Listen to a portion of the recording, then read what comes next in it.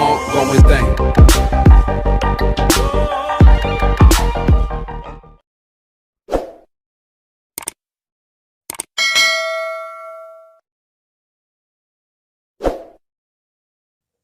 Halo viewers dan teman-teman. Nah, kembali lagi back to my channel YouTube Margen Ponteo Art. Nah, viewers dan teman-teman, pada saat ini saya akan membagikan kepada kita sebuah akhir dari perjalanan keenam dimensi yang ada pada mata kuliah administrasi gereja baru, di mana dimensi-dimensi dalam administrasi gereja baru saya sudah jelaskan dan paparkan kepada kita apa-apa saja yang ada di dalam dimensi tersebut dan nilai-nilai serta tujuan atau pokok-pokok penting yang terdapat pada setiap dimensi dalam pemetaan mata kuliah administrasi gereja baru. Nah, viewers dan teman-teman, pada saat ini saya akan memberikan sebuah kesimpulan yang akan saya bagikan kepada kita dari total dari keenam dimensi yang ada pada AGB ini. Nah, sebagaimana kita tahu bahwa dimensi-dimensi sebelumnya saya sudah bahas dan saya sudah bagikan kepada kita semua. Dimensi yang pertama yaitu dimensi Alkitab, teologi, dan doktrin. Saya sudah paparkan di mana pada video pertama pada saat itu. Kemudian kita melangkah ke dimensi kedua, dimensi kebijakan gereja. Kemudian kita melangkah ke dimensi yang ketiga, yakni manajemen dan kepemimpinan dalam gereja. Kemudian dimensi yang keempat, yakni dimensi organisasi atau budaya yang ada yang terkandung dalam organisasi itu. Kemudian pada dimensi kelima, yakni dimensi ekologi, administrasi gereja baru, serta dimensi terakhir, atau dimensi penutup dari total keenam itu, yakni evaluasi kinerja gereja. Nah, teman-teman, pada saat ini, pada video akhir ini, dalam sebuah kesimpulan dari total keenam dimensi yang akan saya bagikan dan paparkan serta jelaskan kepada kita, merupakan sebuah hal yang sangat membantu kita agar di dalam memahami total keenam dimensi ini langsung dipahami secara terstruktur dan secara lengkap serta jelas. Viewers dan teman-teman, mata kuliah administrasi gereja baru ini saya ingin jelaskan bahwa ini merupakan sebuah mata kuliah evolusi atau ada perubahan dari pemetaan mata kuliah sebelumnya. Nama mata kuliah sebelumnya yakni organisasi dan manajemen, tetapi dievolusikan kembali menjadi mata kuliah administrasi gereja baru. Nah, viewers dan teman-teman, pada mata kuliah administrasi gereja baru ini, dosen yang mengampu mata kuliah ini yakni Bapak Pendeta Dr. Bartolomeus Padatu, yang telah membagikan, yang telah menjelaskan dan mengampu mata kuliah administrasi gereja baru ini. Ya. Jadi viewers dan teman-teman, sebelum lanjut, pertama-tama saya ingin mengucapkan terima kasih kepada dosen pengampu kita, Bapak Pendeta Dr. Bel Padatu, yang telah mengampu mata kuliah ini sehingga kami mahasiswa dapat mendapatkan sebuah pemahaman, sebuah wawasan tentang bagaimana pola-pola atau hal-hal yang terkandung di dalam mata kuliah administrasi gereja baru ini. Yang sebelumnya kami hanya mendapatkan satu saja kalau di dalam peraturan akademik itu, yakni organisasi dan manajemen.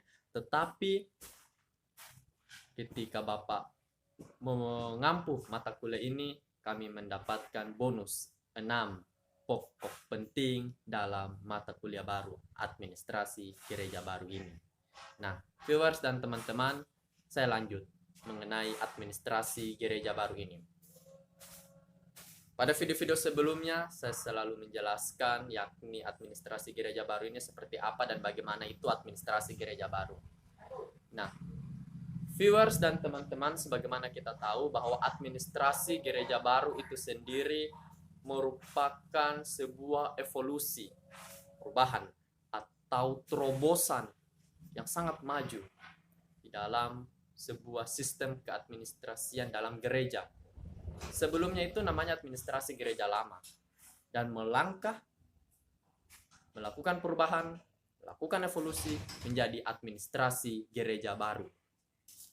Nah, viewers dan teman-teman, administrasi gereja baru itu sendiri merupakan sebuah terobosan yang betul-betul memajukan, membuat gereja agar bergerak semakin maju, tidak monoton atau rutinitas serta formalitas yang terkandung pada hal-hal sebelumnya, tetapi melakukan sebuah perubahan yang semakin maju dan cepat, sehingga hal inilah yang ingin ditekankan oleh administrasi gereja baru.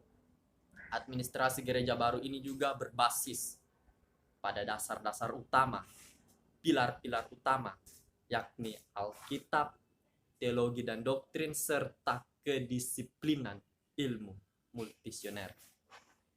Jadi, ketiga pokok ini sangat penting dalam administrasi gereja baru.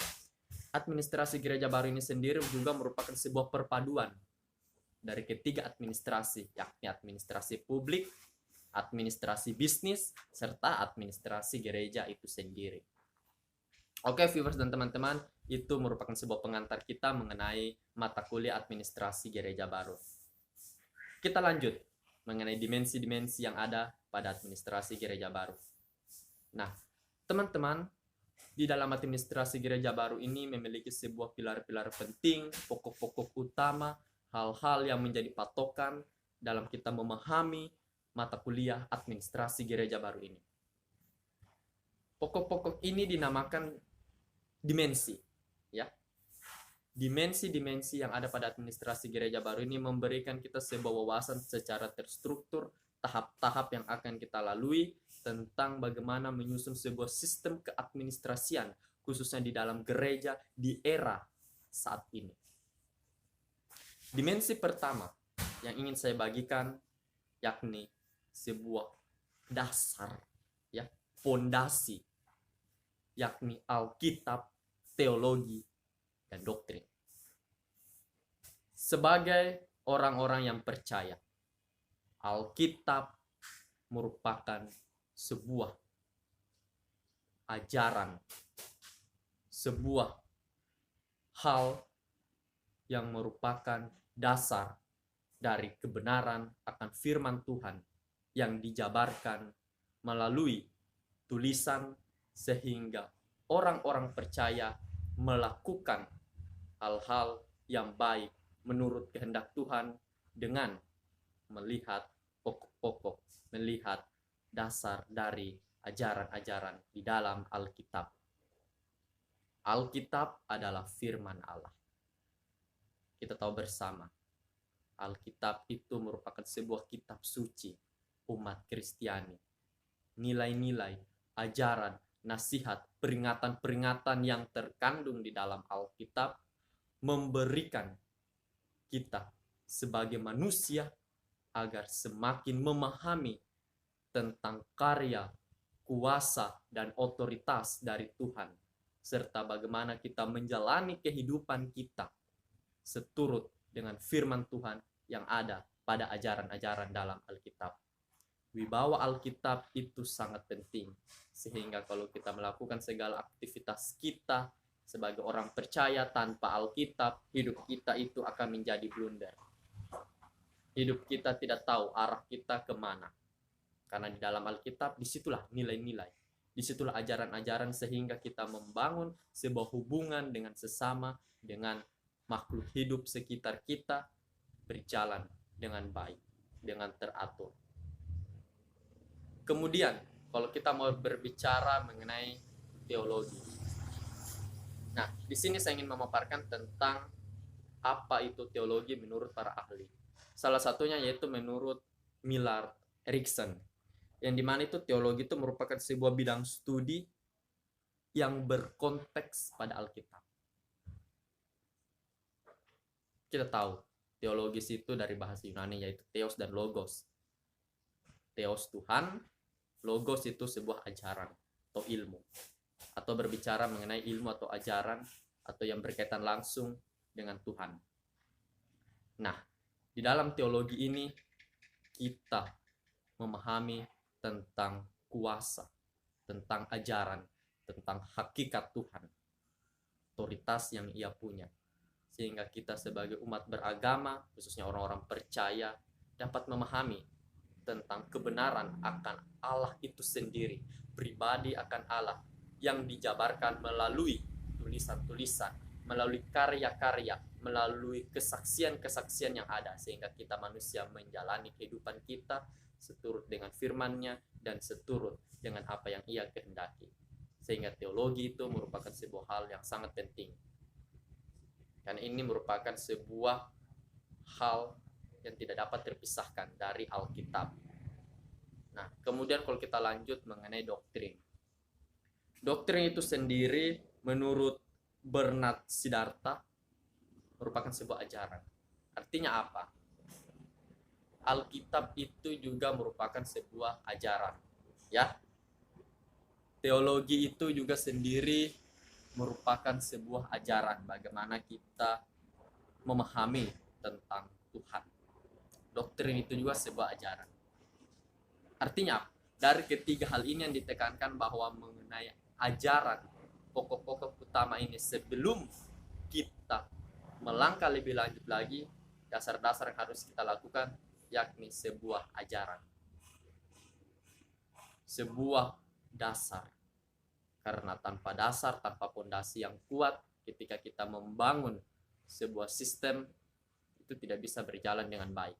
Maka itulah diperlukan sebuah ajaran yang betul-betul merupakan sebuah dasar yang akan kita melangkah kepada dimensi-dimensi selanjutnya.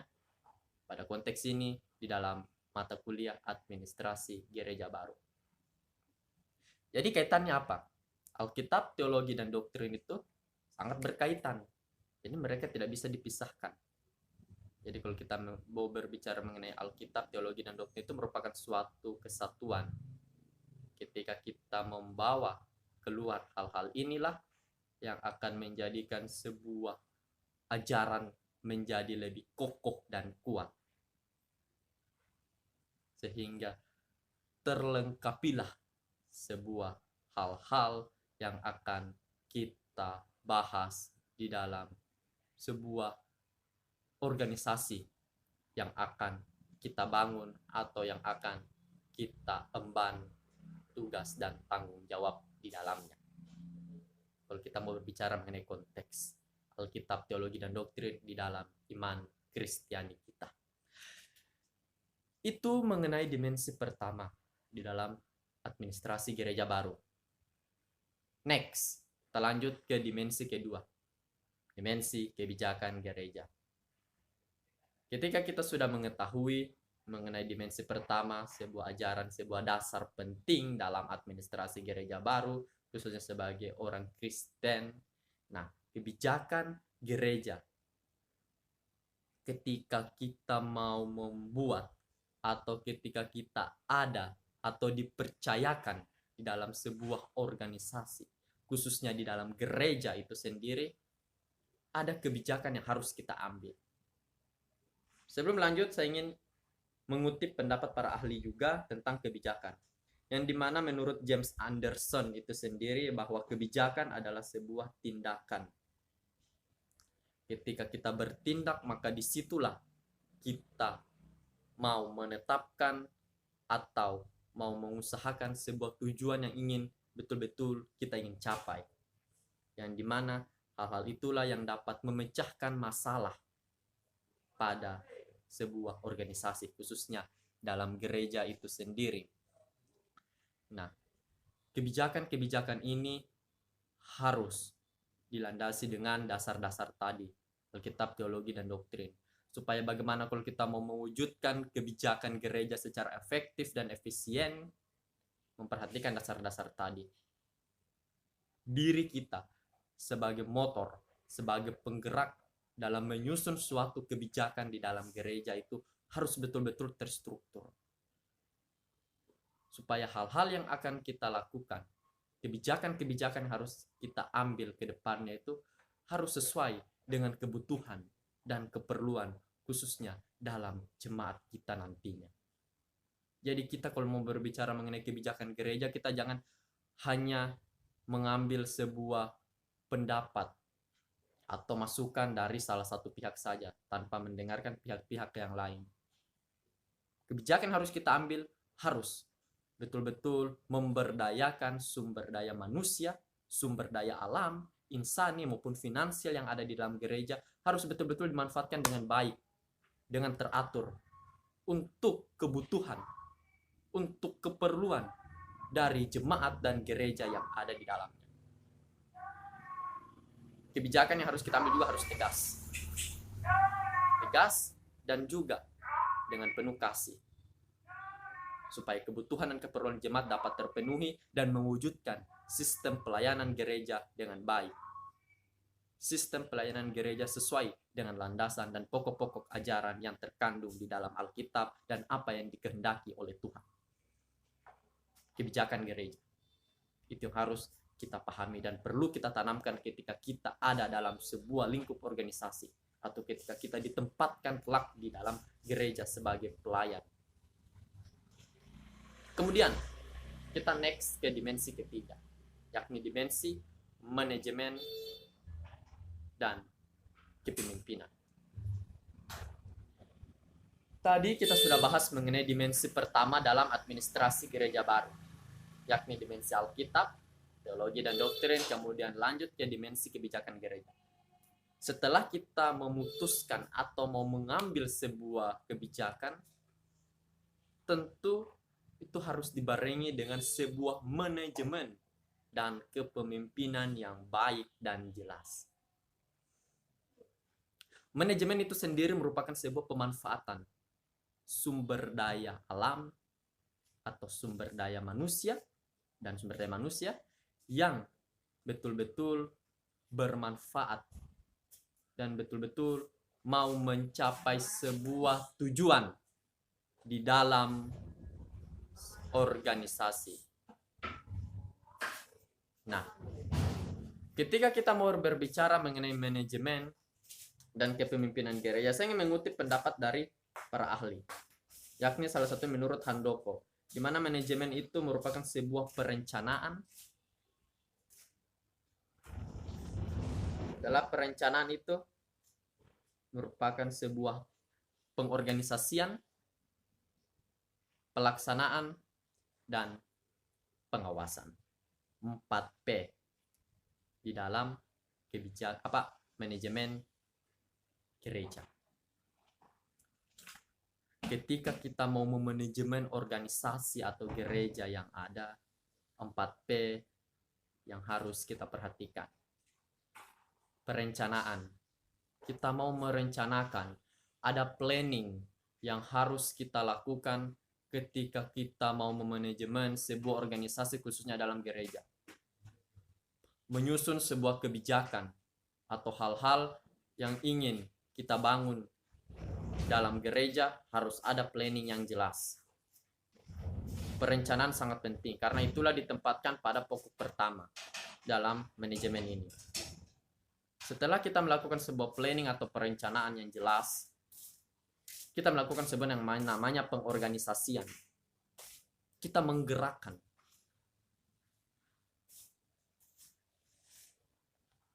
Kita membuat. Jadi kita tidak hanya merencanakan saja tanpa kita melakukan sebuah tindakan apa-apa. Kita harus bergerak. Kita harus mengambil sebuah tindakan. Sehingga apa yang akan kita manajemen di dalam gereja, apa kebijakan-kebijakan yang kita ambil itu bisa terlaksana dengan ketika kita bergerak. Tidak hanya tunggu, diam, dan begitu saja. Organisasi, mengorganisasikan, itulah organisasi ada. Bagaimana kita mau menggerakkan sebuah kebijakan, sebuah program-program yang ada di dalam gereja khususnya. Kemudian yang ketiga yakni pelaksanaan. Pelaksanaan ini, sangat penting. Ketika kita sudah merencanakan, melakukan planning, ketika kita sudah mau mengorganisasikan, kita kemudian melaksanakan. Pelaksanaan yang betul-betul sesuai dengan apa yang kita rencanakan tadinya. Pelaksanaan yang betul-betul sesuai dengan prosedur-prosedur yang ada dan aspirasi dari anggota serta jemaat pelaksanaan. Kita tahu sekarang merencanakan itu gampang, tetapi melaksanakannya itu susah. Oleh sebab itu dibutuhkanlah sebuah segala sumber daya yang ada, baik sumber daya alam, manusia, insani maupun finansial. Sehingga ketika kita melaksanakan itu dapat membantu pelaksanaan dalam kita membuat sebuah kebijakan atau program-program yang ada yang akan kita susun di dalam organisasi, khususnya dalam gereja. Terakhir, pengawasan. Kita sudah merencanakan, mengorganisasikan, bahkan melaksanakan. Pengawasan penting. Ketika kita melakukannya semua itu tanpa diawasi, tanpa melakukan sebuah sistem pengawasan, percuma saja. Karena hal-hal yang ingin kita lakukan itu kalau kita tidak awasi dan biarkan begitu saja itu tidak maksimal berjalan dengan baik. Karena itulah dibutuhkan sebuah pengawasan yang jelas supaya supaya program kebijakan yang akan kita ambil itu dapat berjalan dengan baik dan tersusun sampai jadinya, sampai terciptanya kebijakan dan program-program yang ada dalam gereja. Pengawasan yang jelas, pengawasan yang betul-betul membuat perencanaan, pengorganisasian, bahkan pelaksanaan itu dapat tercipta dengan baik, sangat menolong organisasi dan gereja untuk menciptakan, untuk mencapai sebuah tujuan yang dapat terbentuk dan tercipta. Nah, kemudian ketika kita sudah berbicara mengenai manajemen, kepemimpinan. Kepemimpinan itu dilakukan dari diri kita sendiri. Sebagai makhluk ciptaan Tuhan, sebagai manusia, kita akan memimpin organisasi, khususnya gereja. Nah, menurut Sutrisno, kepemimpinan itu bagaimana kita memimpin atau mempengaruhi orang lain. Artinya apa? Ketika kita ditugaskan, ketika kita menjadi sebuah pemimpin, kita harus menggerakkan organisasi yang ada, gereja. Mempengaruhi orang lain supaya orang itu bekerja sama dengan kita. Kerjasama, teamwork itu sangat penting di dalam sebuah organisasi. Oleh sebab itu pentingnya ada pemimpin. Pemimpin yang baik, rendah hati, pemimpin yang tegas, dan pemimpin yang revolusioner. Memiliki pandangan, memiliki sebuah hal yang ia pikir bahwa itu betul-betul dapat memajukan organisasi, dapat memajukan gereja. Sistem penata layanan di gereja dapat tercipta dengan baik. Oleh itulah dibutuhkan sebuah pemimpin yang jelas. Ketika kita memilih sebuah pemimpin itu kita harus mengetahui asal-usulnya. Itulah ketika dalam pemimpin itu mempunyai visi dan misi yang jelas. Sehingga kita mengetahui apa yang akan ia lakukan ketika ia kelak memimpin gereja, memimpin organisasi ini. Jadi kepemimpinan, manajemen dan kepemimpinan itu harus dibarengi di dalam sebuah organisasi. Memperhatikan 4P, perencanaan, pengorganisasian, pelaksanaan, pengawasan, manajemen itu sangat penting. Karena hal itulah yang akan membantu kepemimpinan, membantu pemimpin kita untuk mewujudkan sistem tata kelola dan penata layanan yang ada di dalam gereja dapat tercipta dengan baik. Supaya tidak berbelit-belit, tidak tumpang tindih, tidak monoton.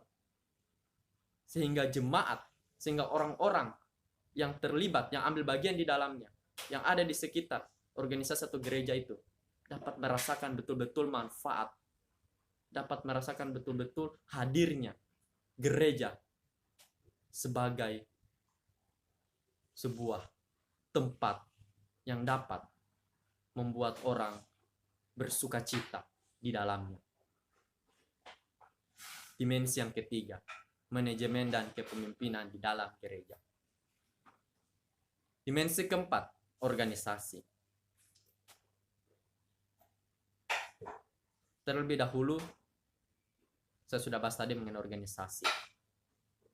Ya, jadi organisasi itu merupakan sebuah sekumpulan orang-orang di dalamnya yang ingin mencapai sebuah arah atau tujuan yang ingin ia capai secara bersama-sama. Tidak cukup kalau kita mau membahas mengenai organisasi itu saja. Maka itulah di dimensi keempat dinamakan dimensi budaya organisasi. Ada sebuah penambahan kata budaya di dalamnya. Nah, mengenai budaya organisasi ini, menurut Mulyadi, bahwa itu merupakan sebuah kerangka kerja atau tingkah laku manusia yang ada dalam organisasi. Ketika kita berada dalam sebuah organisasi, ketika kita berada dalam suatu gereja, ada sebuah budaya yang tercipta di dalamnya. Ada sebuah perilaku, tingkah laku, kebiasaan. Sehingga hal itulah yang merupakan sebuah pembeda, ciri khas, memiliki citra yang membedakan organisasi ini dengan organisasi lainnya. Yang membedakan sebuah gereja ini dan gereja lainnya. Karena ada budaya yang terkandung di dalamnya. Manusia yang menciptakan budaya-budaya tersebut. Sehingga kita selalu mendengar bahwa terdapat perbedaan-perbedaan di dalam sebuah organisasi, di dalam sebuah gereja karena ada budaya itu. Budaya bagaimana kerangka berpikir kita berbeda dengan organisasi lain. Budaya bagaimana tingkah laku kita dalam mengambil sebuah keputusan itu berbeda dengan organisasi lain. Sehingga budaya organisasi itu lahir dari manusia, yang menciptakan budaya itu lahir, yang merupakan sebuah ciri khas dari organisasi atau gereja itu sendiri. Jadi budaya organisasi, kalau kita mau berbicara mengenai budaya organisasi ini merupakan hal yang sangat penting. Ketika kita sudah memperhatikan di dimensi pertama merupakan dasar ajaran, fondasi dalam administrasi gereja baru, kita melangkah dalam penyusunan kebijakan, kita memanajemen, kita memimpin, maka terciptalah budaya-budaya organisasi yang ada. Orang-orang, anggota yang ada di dalamnya itu yang terdiri dari beraneka ragam. Ada pluralisme di dalam. Berbagai macam asal-usul, berbagai macam karakter, berbagai macam adat, kebiasaan yang mereka punya merupakan sebuah perbedaan. Tetapi dari perbedaan itulah bagaimana kita mau mewujudkan organisasi dan gereja itu tidak terpecah. Persatuan di dalam organisasi, perserikatan. Karena kalau kita dalam organisasi itu, kita tidak boleh terpecah belah. Maka itulah dibutuhkan sebuah persatuan. Bagaimana kita merangkul sebuah perbedaan-perbedaan yang ada, supaya mari kita mewujudkan organisasi kita ini, gereja kita ini menjadi lebih baik lagi. Karena perbedaan-perbedaan itu bukan sebuah penghalang dalam kita mau memajukan organisasi atau gereja. Tetapi itu merupakan sebuah ciri khas kita yang menjadi sebuah hal yang menarik. Sehingga organisasi dan gereja kita itu dapat menarik orang-orang supaya hadir, supaya melihat organisasi dan gereja kita ini apa adanya. Oleh karena itulah budaya organisasi dengan kepemimpinan yang jelas. Pemimpin yang merangkul semua golongan, semua orang-orang tanpa membedakan orang lain. Sehingga budaya organisasi itu hal yang merupakan sebuah kekhasan, sebuah ciri khas, sebuah pembeda dari organisasi lainnya. Kita mewujudkan organisasi kita, gereja kita hadir di dalamnya yang merangkul semua orang tanpa membeda-bedakan golongan, adat istiadat, bahkan kebiasaannya. Maka itulah dibutuhkan budaya organisasi. Dimensi selanjutnya, dimensi kelima, yakni dimensi ekologi administrasi gereja baru. Kalau kita mau berbicara mengenai ekologi, saya kembali mengutip pendapat dari salah satu ahli, yakni menurut Ernest Haeckel pada tahun 1866, yang dimana di situ ekologi itu merupakan sebuah ilmu pengetahuan, ya, ilmu pengetahuan yang memiliki keterkaitan atau hubungan antara organisme dengan lingkungan sekitarnya. Manusia makhluk sosial, artinya ia tidak bisa berdiri sendiri. Ia harus membutuhkan orang lain. Dengan apa? Dengan cara berinteraksi dengan sesamanya, dengan lingkungan sekitarnya. Oleh sebab itu, kalau kita mau berbicara mengenai ekologi ini, saya ingin membawa kita berpikir lebih terbuka lagi. Kita tidak hanya berpikir ekologi itu merupakan sebuah ekosistem, sebuah habitat, sebuah lingkungan, sumber daya alam, tumbuh-tumbuhan, hewan, dan sebagainya. Tapi saya ingin membawa kita bagaimana dari ekologi ini bisa mendistribusikan kebutuhan dan keperluan manusia, khususnya di zaman ini. Di era 4.0, di era 4.0. Artinya apa? Di era modern ini, di era globalisasi ini. Kecanggihan-kecanggihan teknologi yang ada. Bahkan saat ini ada namanya artificial intelligence, yang artinya kecerdasan buatan. Kita tidak bisa pungkiri bahwa kelak 10 tahun, 100 tahun ke depan, manusia bisa digantikan oleh teknologi-teknologi, oleh alat-alat mesin. Oleh sebab itulah bagaimana di sini kita hadir, membawa organisasi, membawa gereja, agar selalu mencintai, agar selalu merawat, menyayangi alam yang ada di sekitar kita, supaya pengeksploitasian besar-besaran itu tidak terjadi. Jangan sampai sumber daya alam yang ada pada saat ini tidak bisa dinikmati lagi oleh anak cucu kita, generasi-generasi kita ke depan. Kita hadir dari diri kita sendiri untuk selalu merawat, untuk selalu memperhatikan alam. Firman Tuhan juga menganjurkan kita untuk merawat alam yang ada di sekitar kita, merawat sesama yang ada di sekitar kita. Oleh sebab itulah, kalau kita mau bicara mengenai di era saat ini, di era modern saat ini, banyak hal-hal yang terjadi di dalamnya. Itu semua bersumber dari alam yang sudah ada di bumi ini. Bagaimana mesin-mesin yang ada terbuat dari besi, biji besi, nikel, tembaga, dan sebagainya.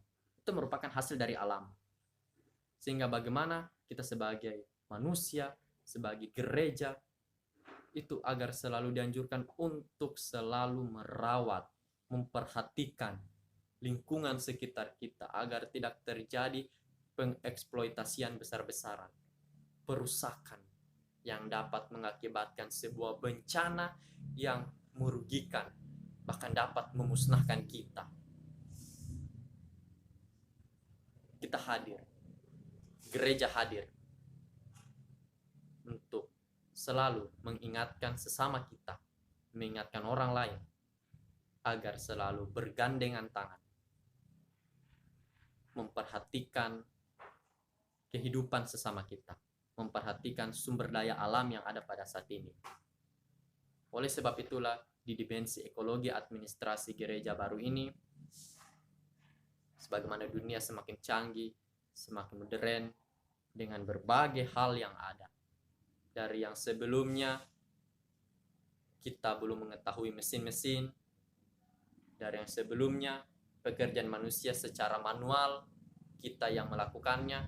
Tetapi ketika kita sudah masuk di era revolusi industri, mesin-mesin, kecanggihan-kecanggihan teknologi yang dikembangkan melalui inovasi-inovasi yang ada pada manusia, yang Tuhan berikan melalui hikmat dan kebijaksanaan itu, membuat kehidupan manusia berjalan dengan mudah, dapat terbantukan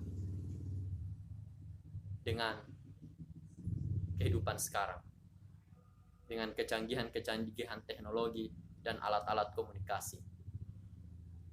Itu dimensi kelima, ekologi, administrasi, gereja baru. Terakhir, dimensi keenam, evaluasi kinerja gereja.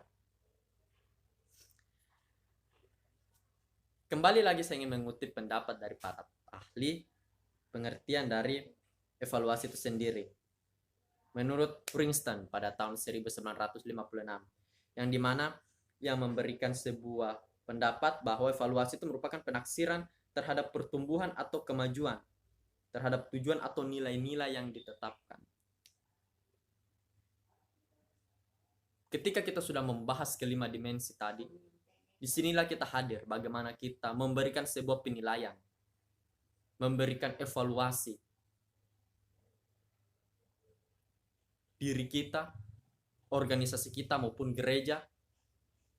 Evaluasi sangat penting, sehingga kita memperhatikan apa hal-hal yang kurang atau yang belum maksimal tercapai, sehingga melalui evaluasi itu dapat terlengkapi. Jadi hal-hal tadi atau sebelumnya itu yang belum tercapai itu, dengan evaluasi diharapkan bisa lengkap. Terlengkapilah sebuah perencanaan yang mungkin belum kita lakukan sebelumnya. Maka dengan kita mengevaluasi hal itu, akan ada sebuah perubahan-perubahan yang lahir. Karena itulah juga ditekankan dalam administrasi gereja baru, perubahan, evolusi yang ada. Berbicara mengenai gereja, menurut Yohanes Calvin itu sendiri, bahwa gereja itu merupakan sebuah wadah pelayanan Allah, yang dimana Allah itu melakukan sebuah penyucian terhadap umatnya. Ketika kita masuk gereja, tentu kita sudah mempersiapkan diri kita untuk mengikuti ibadah atau seremonial yang ada di dalamnya.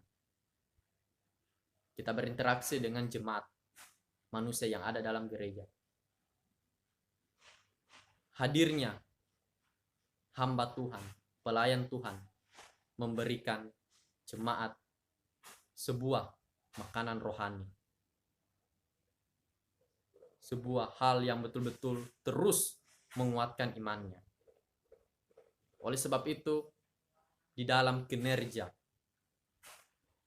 dalam tugas wewenang yang ada di dalam gereja, khususnya para pendeta, majelis, penatua diaken, itu harus mengetahui tupoksi, tugas pokok dan fungsinya. Ketika ia menjadi pendeta, ia harus mengetahui bahwa apa jabatannya, apa statusnya di dalam gereja itu. Jadi ia tidak boleh menyeberang untuk mengambil tupoksi orang lain, karena itu sudah ditetapkan, baik itu dalam peraturan-peraturan sinode atau di dalam peraturan gereja itu sendiri, supaya tidak terjadi tumpang tindih yang ada di dalam gereja. Penatua dan diaken sudah mengetahui apa tugas pokok dan fungsinya yang ada di dalam gereja, sehingga ia tahu bahwa ketika ia menjadi penatua, ia menjadi diaken, ia harus tahu bahwa tugasnya seperti apa. Ia tidak boleh melangkah untuk mengambil tugas dari orang lain. Saya diaken, saya mengambil tugas penatua, atau saya diaken, saya mengambil tugas pendeta. Tidak bisa semacam hal itu terjadi, kecuali kalau hal-hal yang betul-betul mendesak. Oleh sebab itulah gereja harus betul-betul memberikan sebuah fungsi penata layanan dengan baik kepada jemaat. Viewers dan teman-teman, itulah tadi penjelasan saya pada kesimpulan dari total ke-6 dimensi pada administrasi gereja baru. Kita sebagai manusia agar selalu memperhatikan pokok-pokok tadi, supaya bagaimana kita membangun dan mewujudkan sistem penata layanan tata kelola baik dalam organisasi atau gereja itu dapat tercipta dengan baik, dapat maju dan dapat menjadikan orang-orang atau segala sesuatunya merasakan dengan penuh sukacita. Itu tadi dari pemaparan kesimpulan dari ke-6 dimensi yang ada. Sekian dan terima kasih.